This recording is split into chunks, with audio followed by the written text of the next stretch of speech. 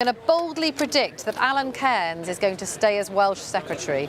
That's my bold prediction for you, Simon. OK. Is that because there aren't any other jobs left to fill? Well, there might be one, and that's like Scottish Secretary, and he's not Scottish, so I think that might be what's happening. Vicky, thank you very much.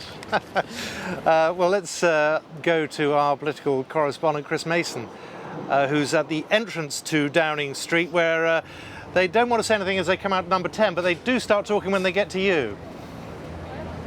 Indeed so, Simon. Yes, here's another bold prediction. I can predict that Vicky is in and I am out. She is in the street and I'm just outside it, watching people as they arrive. Just give you a little sense of the politics as theatre today. There's always one or two tourists who will gather as they walk past the gates of Downing Street, but one or two more reasons than normal to stop today and keep an eye on what is going on. It's kind of an exercise in counting lots of flash Jaguars in and out and trying to learn the knack of looking through windows that are meant to be sufficiently frosted that you can't actually see through them at all. Plenty of cars arriving empty as well, which doesn't help. Alan Cairns, the most recent arrival in the last 5 or 10 minutes. I echo Vicky's bold prediction that I think he'll be staying where he is in terms of his chair around the cabinet table. And then we are getting almost there in terms of the big cabinet gigs.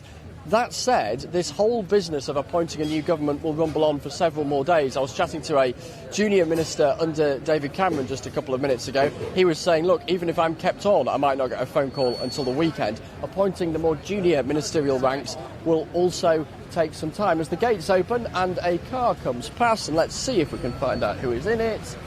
And I can exclusively reveal there was somebody in it, but I haven't the foggiest idea who it was. Greg Clark, apparently. Greg Clark. Yes, Greg Clark is a far more informed person in my ear than me. Yeah, you talk with a little too much experience, bitter experience, about looking through frosted glass. I'm not sure I want to go down that road. But in terms of the ministers who don't drive off in ministerial cars, they just walk to their office, do they? What happens?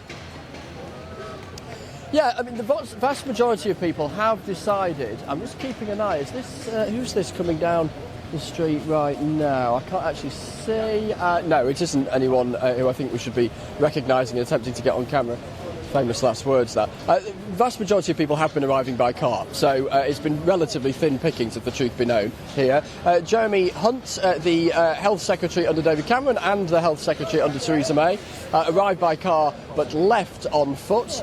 We saw James Brokenshire and Alan Cairns both arriving on foot in the last 40 minutes or so. I guess you probably, if you choose to arrive on foot, are relatively confident, I suspect, that the news is going to be good. Either you're staying where you are or you're getting some sort of promotion, because there's an easier alternative to running the gauntlet with us lot, and that's to sit in the back of that frosted windowed Jaguar. Chris, we'll be back to you later. Get some rest. Thank you very much for that. Let's get more reaction to those appointments by the